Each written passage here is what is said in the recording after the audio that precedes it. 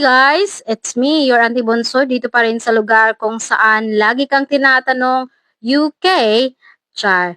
So nga pala, 2 years na ako dito sa UK, kaya naman masusubukan natin yung ating British accent. So for today's video, I will try to speak English with a British accent.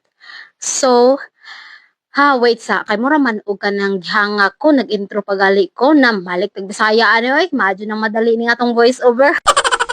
O di ba? Palaw malagyan inyong anteno bitaw hangak man day mag English unja mag voice over. So kaning ahong video no, murag last week pa unta ni na gustong i-upload pero di jud na human-human og voice over. So unsa man malagi ni nga kanang hangak mag voice over unja basta kay murag di ra kay ka 20 na og giotro-otro. Makatawa sa iko na voice over ay. So to di ay kada tuig mi mo sakay sa Ferris wheel diring dapita. So ikatulo na nahong sakay katong pagkaabot naho pagka first year o karon ikaduha ka tuig naho diri So yeah, I think that's it for today's video. Thank you for watching. Bye. Amping.